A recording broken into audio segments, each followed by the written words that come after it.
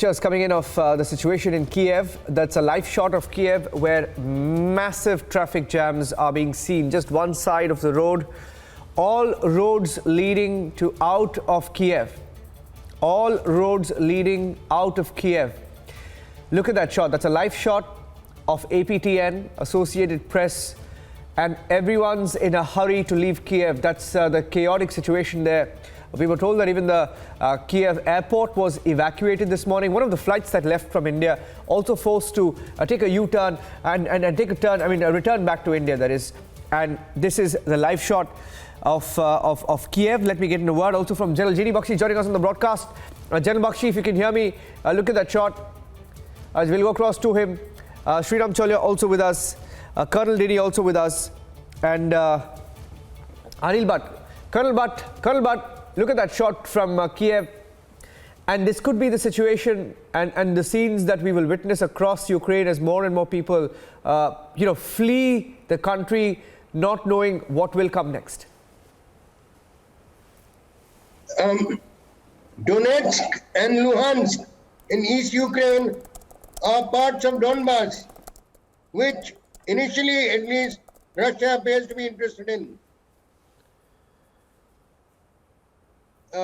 Self-proclaimed People's Republics of Donetsk and Luhansk formed in 2014. This area forms about 1/3 of the Donbas region. And it appears that the NATO, Joe Biden, did not agree to not to militarize Ukraine, which is the reason that Vladimir Putin decided to attack Ukraine, beginning from East Ukraine. I'm just getting in some more breaking news, sir. Just stay with me, please. We're getting in live pictures, in fact. And these are shots. I'll just play them out from our newsroom just now. These are pictures that are coming in of the Russian 4th Guards Tanks Division column entering Kharkiv. US Air Force mobilizing in Latvia. That's the first shot of the US Air Force mobilizing in Latvia. I'm going to stay on these pictures. US Air Force is mobilizing in Latvia. Will there be military confrontation? Will the US intervene? That's a live shot from Latvia. I'm trying to get more details of this fleet, but what I can tell you, that's a live shot of a US plane landing, a military plane landing in Latvia with US forces.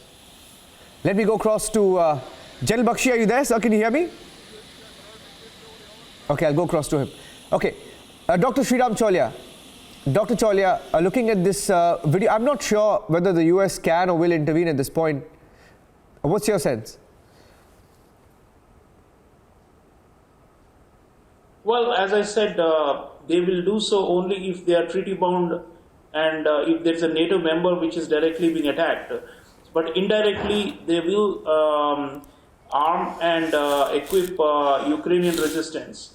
And also, I think there is likely to be greater US force posturing along the borders of Poland, the Baltic republics. You are mentioning the presence of US Air Force there now, and they are going to bring in more reinforcements. So just simply to warn Russia not to think of any other theater except Ukraine.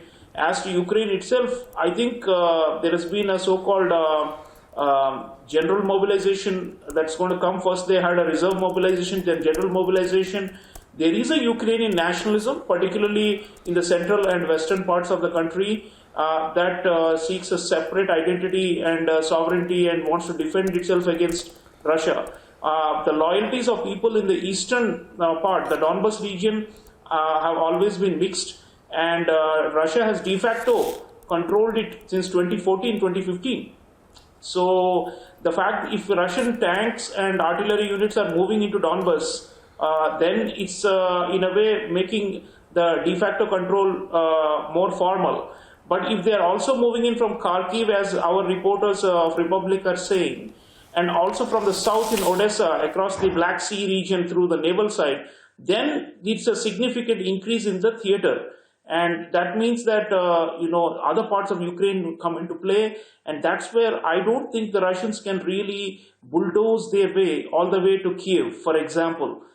It's just not possible because there is this Ukrainian nationalism and there is some kind of a Ukrainian military, although it's of no match to Russia in terms of overall hardware and capabilities. So the point is, a defensive war is what the Ukrainians will be looking at, and NATO will be looking to back that kind of a defensive war, along with the economic sanctions and other psychological warfare techniques that, of course, even the West will try to deploy to push Russia back. Yes.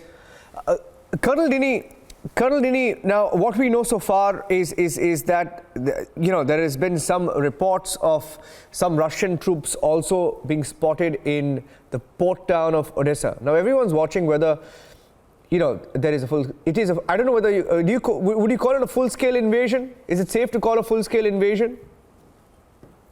I think now we should, it has become a full-scale invasion in case even Odessa has been attacked. I also saw that report that in the morning there were blasts there, and now, there were reports of an amphibious kind of an attack from Odessa, and also in the area of Kharkiv. Also, there was also, I know there is a lot of misinformation also, but there was also a report of, bombing of the area of Ivano-Frankivsk, that kind of a thing. So now to say what the Russians have then used the word special military operations, I think, that would also be a diversionary tactic.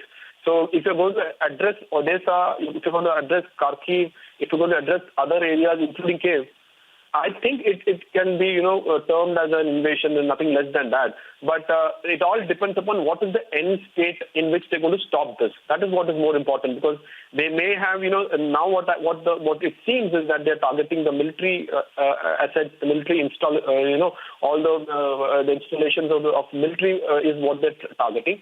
But after doing this, in case they restrict themselves to the Donbas area, then again, they still have a legitimacy of saying that they will not invade into Ukraine, although yes, you can, differ. We would not agree with that. But what I'm trying to say is that at the moment, Russia does seem to be addressing too many places. At the moment, it does look that, it is a pincer kind of a movement which is happening from the north, from the east, and from the south. And definitely there has been reports of bombarding of various airports, destruction of military assets. So at this point, we have to call it as an invasion and nothing less than that. Niranjan. I'm getting in some more breaking news updates now. Russian government organization, that's the Ministry of Foreign Affairs in Russia, has just tweeted, blackmail, intimidation, and threats are the only tools the US policy has in its arsenal, trapped as it is in the stereotypes of a unipolar world and a false certainty that the US can impose its own global rules on everyone. This does not work. I'm also getting in some pictures of the Russian 4th Guards Tank Division, a T-80 tank column entering Kharkiv. That's where we were reporting live from. I'll try and show that video. I'm just getting that video on our screens right now.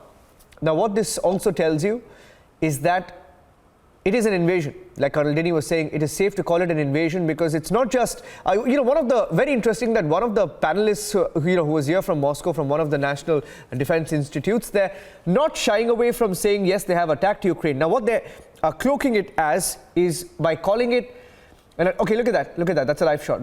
That's a latest visual coming in of the Russian 4th Guards Tank Division. It's a T-80 tank column entering Kharkiv. Kharkiv is Ukraine's second largest city, and the Russian tanks have just trooped in. They've just trooped in. Sriram Chula, it's a reminder of what we saw in August last year, isn't it? I mean, whichever way you look at it, it's a reminder of what you saw last year on the 15th of August when the Taliban simply marched in, nobody did a thing, just, dropped everything and just ran. I don't see any response from Ukraine yet, but I know that Russian tanks have rolled in.